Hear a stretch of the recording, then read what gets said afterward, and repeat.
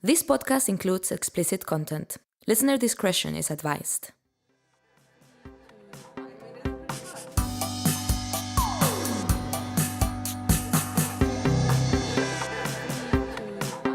Hi everybody, welcome to your latest episode of the Ersties Podcast Meets, where we sit down and chat with fabulous people who we think have something interesting to say.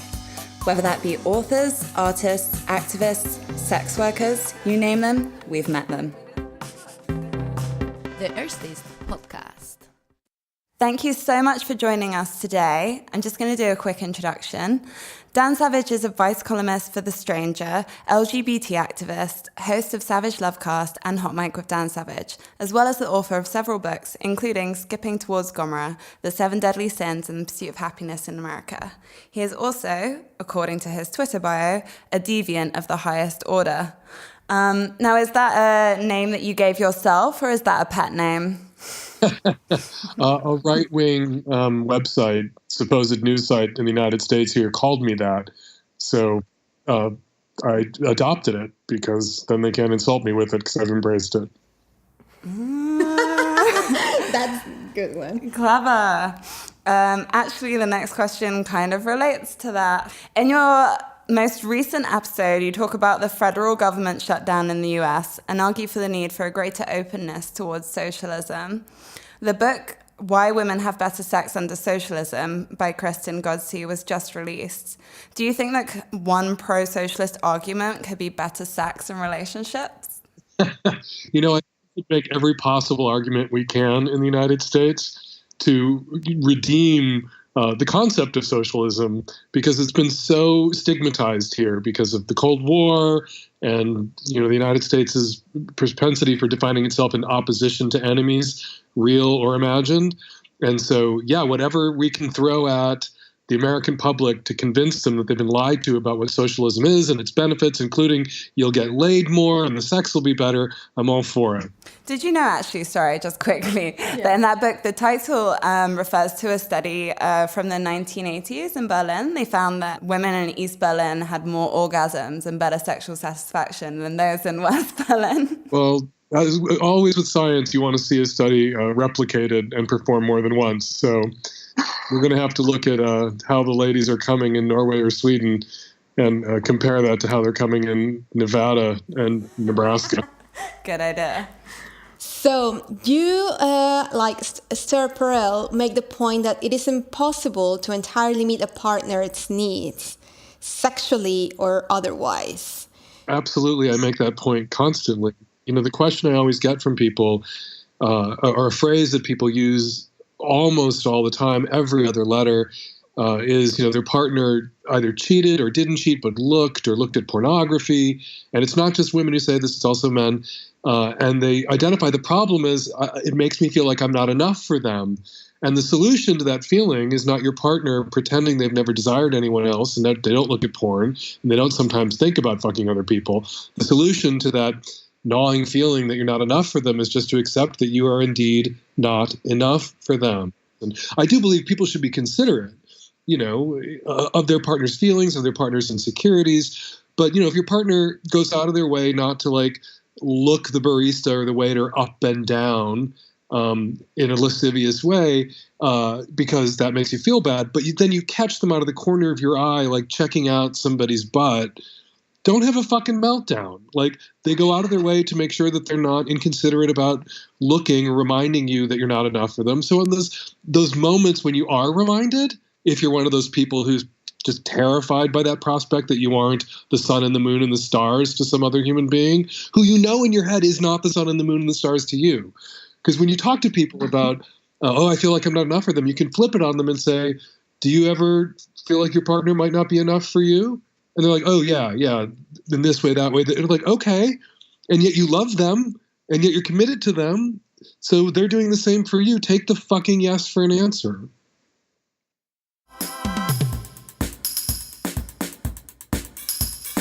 So, we finally have a sponsor. And this is none other than Ersties. That's right, the Ersties podcast sponsored by Ersties. Who would have thought it? This means if you want to see what our day job looks like, then head to erstis-podcast.com/erstis. That's ERSTIES. Check out the video and follow the link, and you'll receive 50% off your first month. Please note that the content is 18+. One last time, erstis-podcast.com/erstis. Click the link, 50% off your first month. And you must be over 18. Now, back to the pot.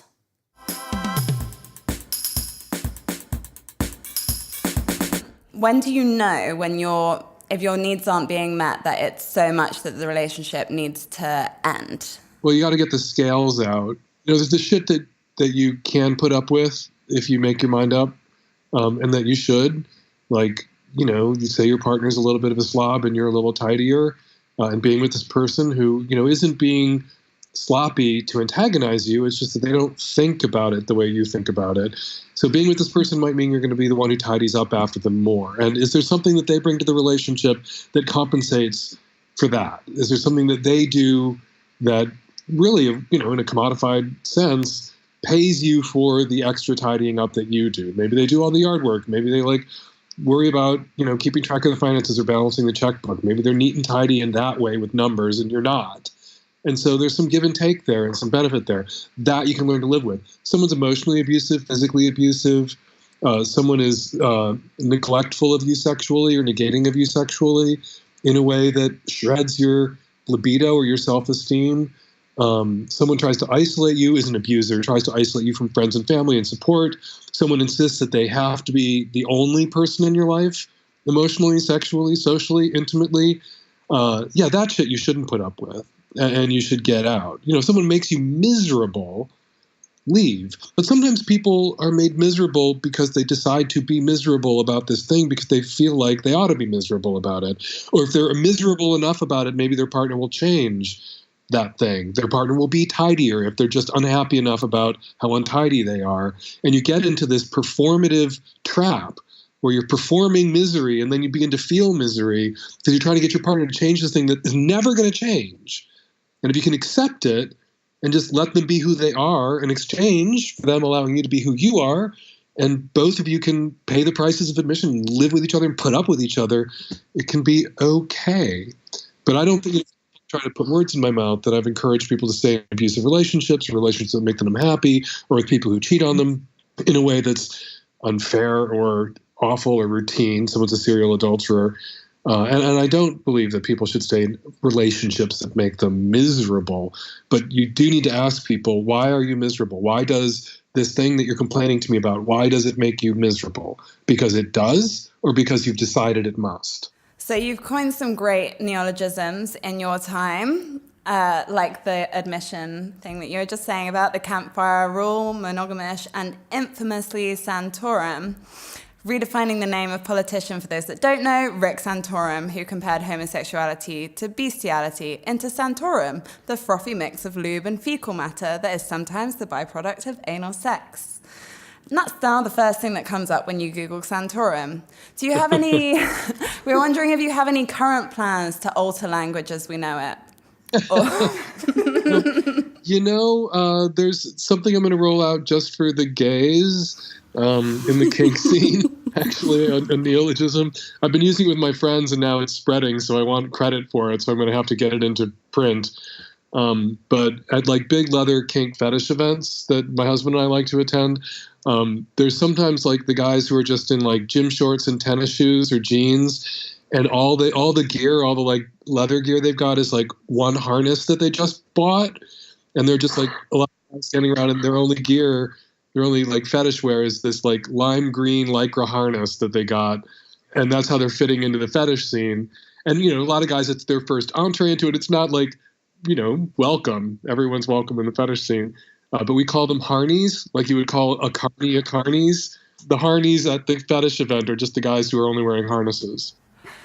I think that's actually quite committed. When we go to Berlin sex parties, the people that haven't made an effort are just naked. You see that here too sometimes. And you see harneys at Folsom Berlin, which I've attended a few times. They're everywhere. And then you see the guy who's a harney this year, and next year he's he realized he wants a full set of gear and he's not a harney anymore. He's graduated out of harneydom. So there's hope for the harneys. There are. He was probably a harney at one point. Yes. From what we have heard about your podcast, you seem to get a lot of questions about perceived infidelity rather than enacted, like people feeling attracted to others or even engaging online but not really following through with actually cheating.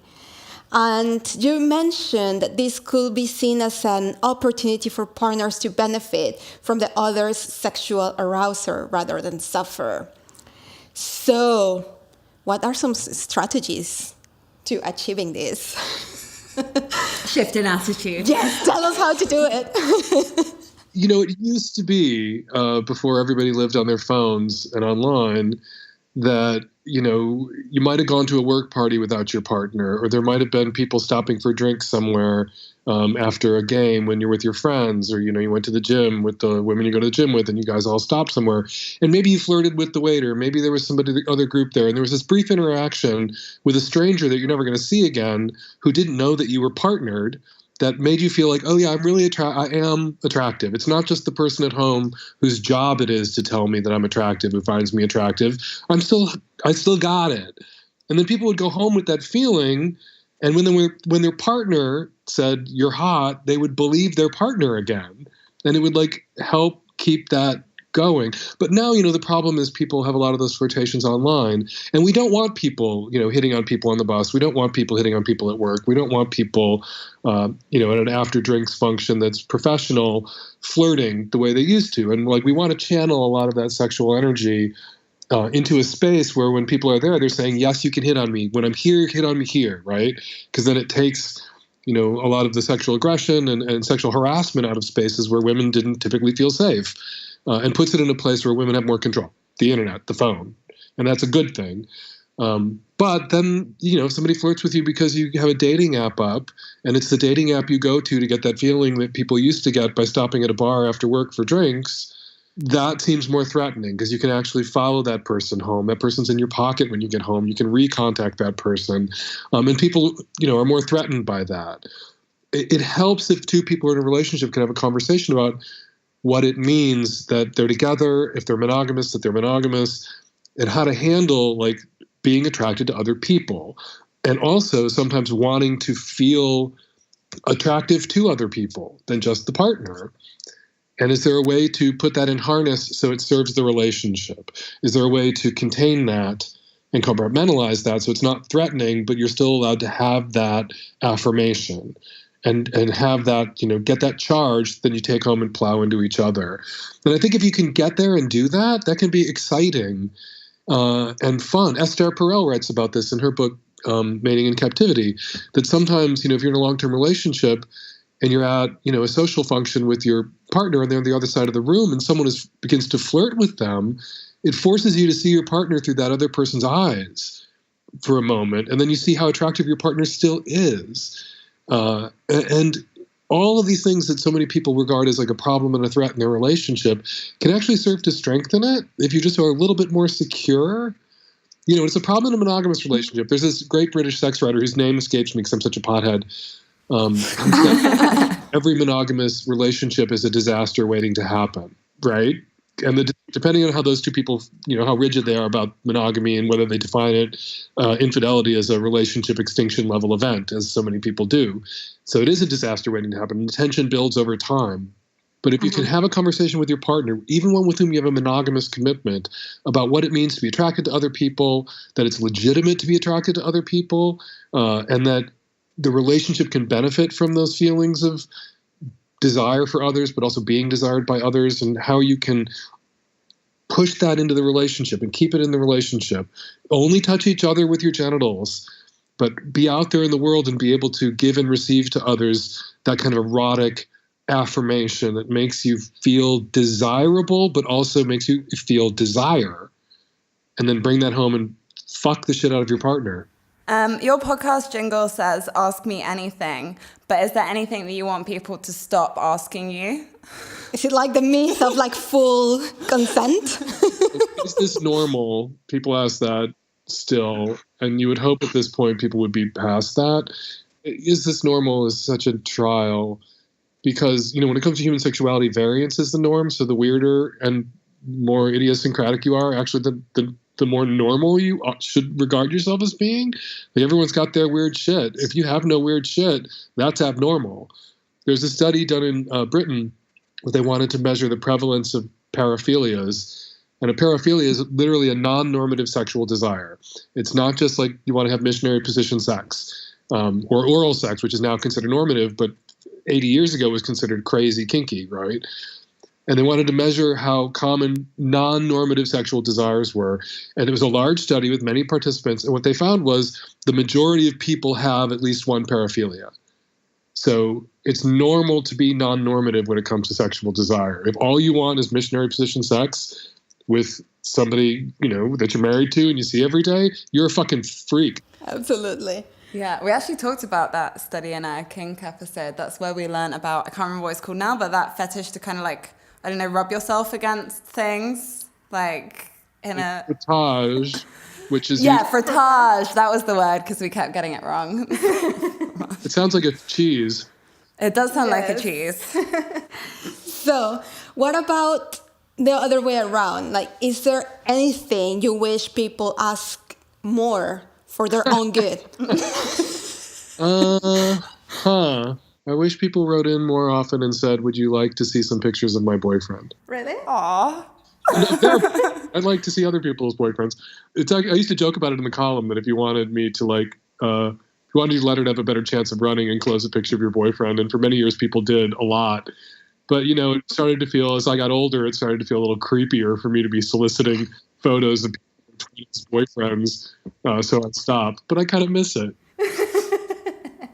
Just imagining a wall in your house dedicated to those pictures. It's adorable. On the flip side, what I want people to stop sending me are pictures of the sores on their genitals. Oh, okay. Everyone take note. I used to get letters where people would describe the sores on their genitals and ask me what I thought they were. And they would say, I'm too embarrassed to go to the doctor. And I would write them back and say, please go to the doctor. Even if I knew what it was, I couldn't help you. And you still have to go to the doctor. And now people who are too embarrassed to go to the doctor aren't too embarrassed to stand on a sink in a dorm room and bend over and take a picture and send it to me via an email with their own name on it on an unsecured server. They're not too embarrassed to do that, but they're too embarrassed to go to the doctor. So you've been giving advice for a really long time now. In what ways do you think people's collective attitudes towards sex and relationships are changing, if they are? Well, it used to be that the only people who were publicly non-monogamous were gay people. Monogamy in gay community, especially the gay male community, was this, do you want to do monogamy? It was opt-in.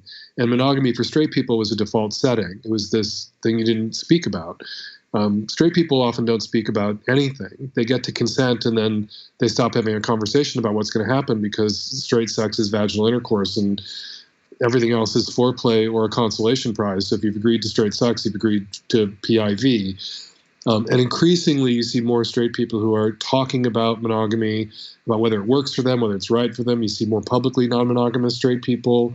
And that's just a huge sea change. And I think that's because of gay people. We took marriage and kids from you, and we gave you a conversation about monogamy and a conversation about, I think, also consent that straight people could benefit from and are benefiting from by dint of their exposure to the gay people that they now know that they know, because the gay people in their lives are out. And, gay people have these advantages. You can't be a gay person unless you've bucked expectations about who you're supposed to be and what you're supposed to want. But we also have an advantage when it comes to sex, that in addition to monogamy being a conversation and a decision a couple makes together as opposed to something they were assigned or a default setting, there's something else that straight people should borrow from gay people, which is really the conversation that we have about consent, which is very elaborate. And it's not because we're more highly evolved, it's not because we're smarter, it's not because we're magic. It's because when two guys with two dicks get into bed together, what's going to happen next can't be assumed. And I call it before magic words. It starts every gay male encounter. One guy or the other or both sometimes will say to each other, what are you into? And at that moment, you can rule anything in, you can rule anything out. Sometimes what one guy will say or both guys will say is, I'm not into anal. And imagine if like a straight couple was going to bed and one said, "What are you into?" and the other said, "I'm not into vaginal." You said that. The straight guy's head would explode. Like, I thought you said you wanted to have sex. Like, yeah, I really want to do that now. Are you a virgin? That will be the next question. I want to have oral sex. I want to do mutual masturbation. There's a fantasy role play scene that I want to do. I want to do frottage. I tied up and have you use this vibrator on me, but not fuck me. Like, there's a million things you can do that isn't just like getting your hole pounded. And, straight people would have more sex and better sex if it all wasn't vaginal intercourse or the sad consolation prize. If you could take back one piece of advice that you've given, what would it There's be? many, if you look up advice in the dictionary, it says opinion about what could or should be done. Literally the only qualification, you need to give advice if somebody asked you for it. And I have gone back and read questions, like looking through old columns and read the question before I read my answer. And then I start reading my answer and I'm like, oh, no, this is wrong. I disagree with this. If I could take anything back, I used to say there was no such thing as a bi guy. And it was half in jest, like it was meant playfully. And it was also like grounded in like the gay thing about so many gay men identify as bi before they come out as gay, which like really distorts our perception of bi guys. And younger guys who say they're bi are likelier to be gay guys who are on their way to identifying as gay, which also distorts your perception. And I was only 26 when I started writing Savage Love. I know that there are bi guys now. There's studies that show there are bi guys now. Actually, the definitive study showing that bi male desire is real did something that people would get really angry about. Basically, what the research did the second time they did the study, the first time they did the study, they just did self-identified bi guys and hooked them up to penisographs. I don't know how to say that. And they found that they weren't aroused by women, these guys who said they were gay or bi. And they were all college-aged bi-identified guys who were not bi, they were gay. So they redid the study with older guys. They redid the study. They rejected people they thought were lying.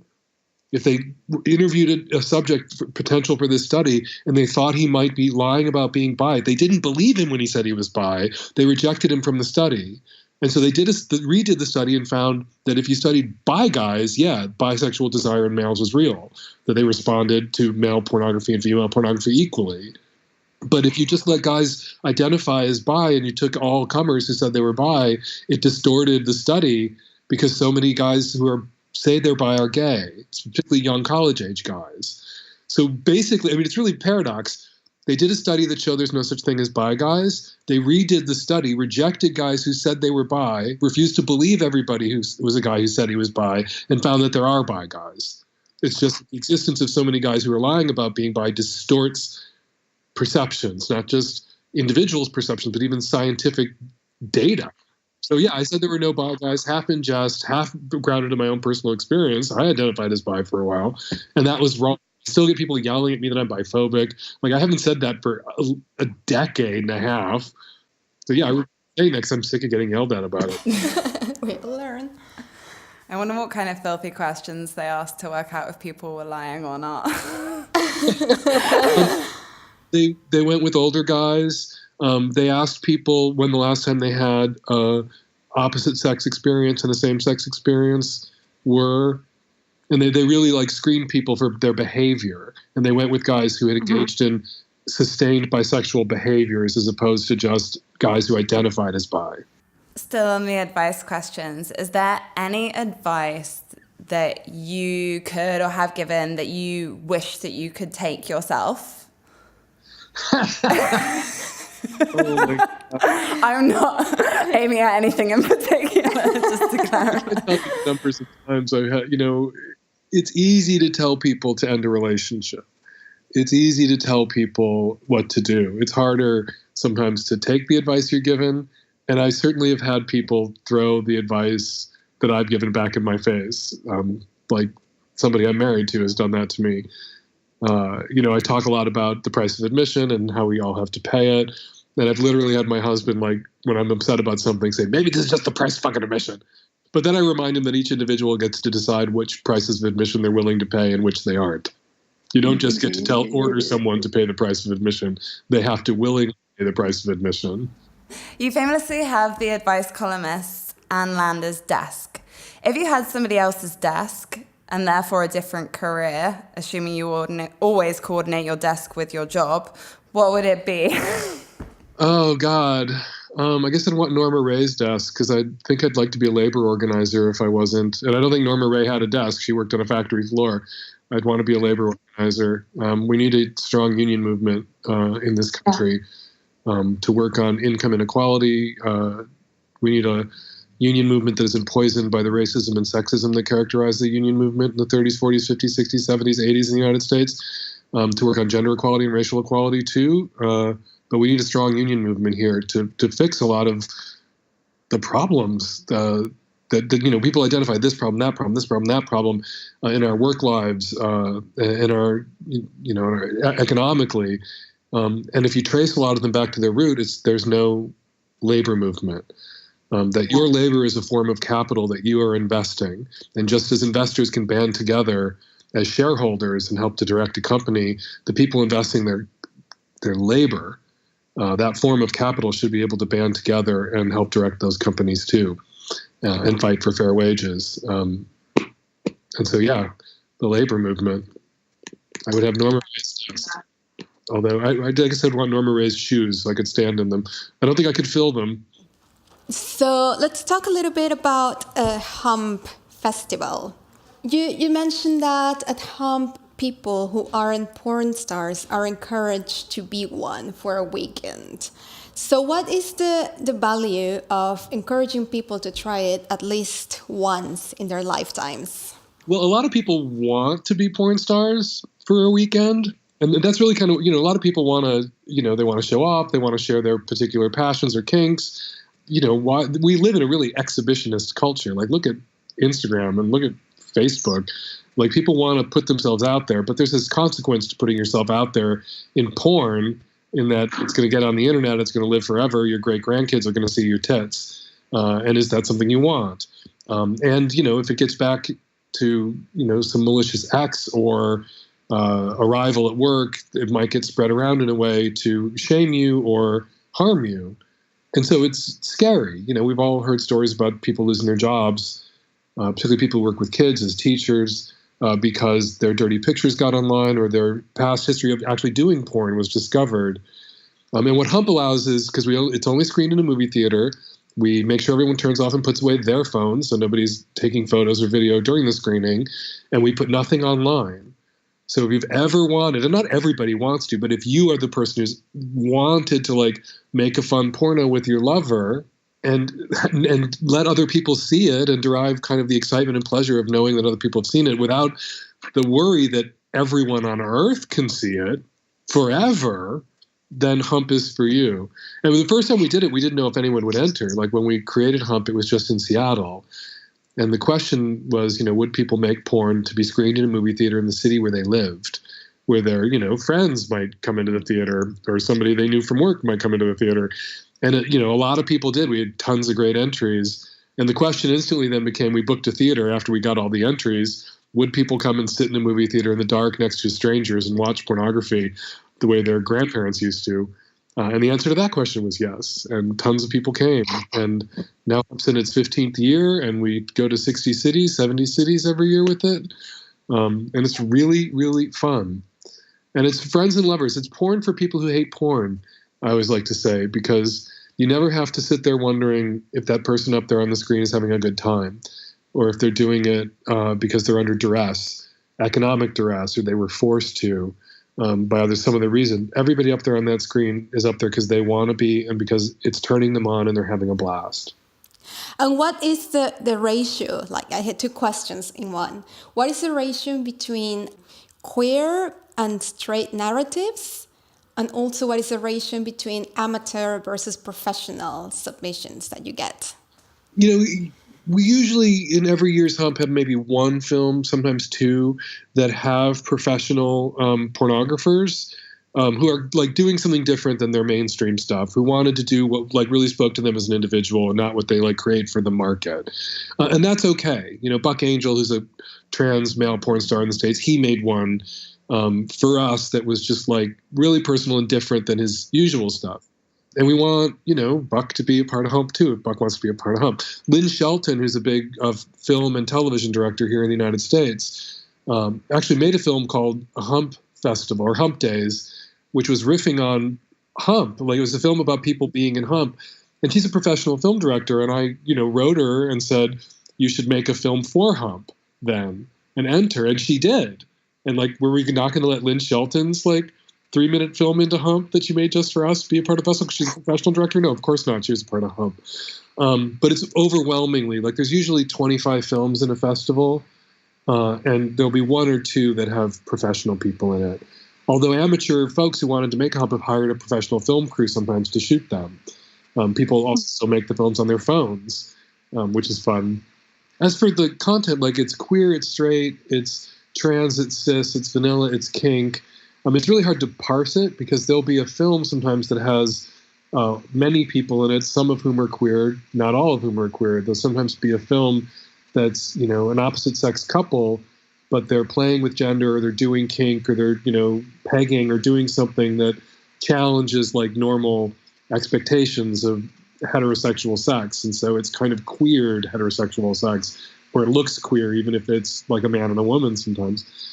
But it's, it's a lot of straight stuff because most people are straight, but queers are overrepresented because queers are very creative about sex and sexuality and want to be in spaces that are creative and welcoming about sexual difference, and HUMP is.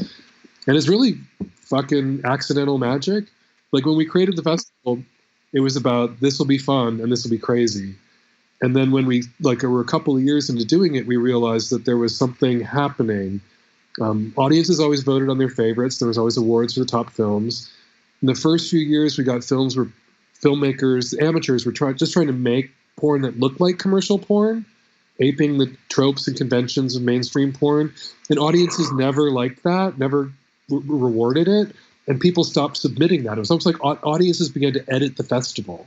We can see that all over Pornhub. We don't want to see that at HUMP.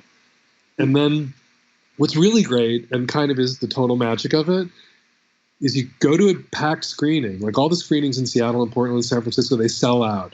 There's hundreds and hundreds of people in a movie theater, and you've got every different kind of sex, sexual expression, gender expression, kink, desire, act in this festival. 2 hours of it. They're 5-minute films, 2 hours and 5-minute or less films. It's all in there. So you've got straight guys watching gay guys get fucked in the ass. You've got gay guys watching cunnilingus on the giant screen. You watch a HUMP audience that's mostly people who've never been. And for the first third, everyone's kind of knocked back in their seats. You see the straight guys going, oh my God. And you see the gay guys going, oh my God. And you see, the queer people who don't ever think about straight sex, taking it in. And at first, all anybody can see is what's different. That's not the kind of person I desire. That's not the sort of sex I want to engage in. That's not my particular gender expression or the kind of gender expression that appeals to me. And all anybody can see is what's not theirs, what's different. And about a third of the way through, halfway through, everyone's cheering and clapping for each film. No one's being knocked back in their seat anymore, even if something comes up that's crazy off the wall different than anything else they've seen already. And there's just this moment where the audience turns, and all of these people who at first could only see what wasn't theirs, what was different, are all seeing what is theirs in each film, what is the same in each film. And that's desire, that's vulnerability, that's passion, that's humor. A lot of the films are really funny. That's beautiful. Okay, why is HUMP poop free? Poop free. Yeah. I think everybody wants to know. Animals, no poop. So I guess you could get in the most trouble if you made puppy shit porn. We wouldn't let that in because that would be a child animal pooping. It's just it elicits a visceral response in a lot of people, even if they can't smell it. Just its visual representation can make people sick. And we don't want to make people throw up in the theaters that are kind enough to host our screenings. So we draw the line at shit. There's a couple of years ago, there was a film called Breakfast in Bed. Yes, I've seen it. Yeah. it pushed a lot of people's buttons. Oh my God, but it's so beautiful. It's really cute. I curate the festival. I put it right in. This boy had a stick of butter, like got out of bed. He was with his boyfriend, looked in the fridge. There wasn't enough food. He put a stick of butter in his ass and then went to buy stuff to make breakfast, came back home, made breakfast, made toast, and then squatted over the toast and pushed the butter, which was now soft, out of his ass and onto the toast, like shat the butter. But it was like butter. It was like bright yellow. It wasn't poop. No Santorum in the picture. Went right from, it was a single shot of the butter being pushed onto the toast being carried to the bedroom, the toast being eaten by the boyfriend. That's as close as we've gotten to crap and hump, and I think it's as close as we'll ever get. So what's your opinion of the American porn industry at large? Well, I don't want to kick them while they're down. People in porn are suffering because of content being ripped off online and shared and people not paying for porn anymore. I have friends who are sex workers. I have friends who are porn stars who do commercial pornography, and it's a rough industry now. It's a little like being a journalist. Like, it's rough. It's hard to make money. It's hard to have a job. It's hard to have a gig. We can hang the sins of porn, of commercial porn, around the necks of people who are making porn now, many of whom are making better porn and more conscientious porn and more feminist porn, more bespoke porn. And a lot of the complaints people have about commercial pornography is not about the commercial porn that's being made now, but about the commercial porn that we're still complaining about from a generation ago or 2 generations ago. And so often when people start talking to me about, like, complaining about commercial porn, and I draw them out about what their complaints, they don't know who Erica Lust is. They don't know who Jiz Lee is. They don't know who Tristan Taormino is. And if all you're seeing in the porn space is awful porn, that's the only kind of porn you're looking at. Maybe that's on you. Definitely. All about the choices. Okay, so we've come to the end of our time. Thank you so much. Was there anything that you want to add? You're in Berlin. Berlin is my favorite place on earth, next to a small city in Austria. I'm going to be in Berlin in this fall. I can't wait. I love it there. Really? How often do you come? At least once a year, sometimes twice a year. Hopefully this year twice. To party. So, for meatballs in Berlin.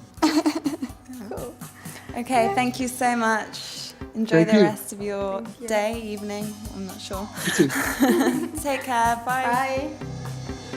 Okay, so now I can officially stop obsessing about my exes not being perfect. Yeah, and if you see that guy at the club who went to the effort of only wearing like a neon green harness and calling himself a fetishist, you know, to call him a harney and make harney happen. Are we harneys? I don't think we're even there. I think we're more lazy than that. We need to get past naked. Yeah. Past undies, like...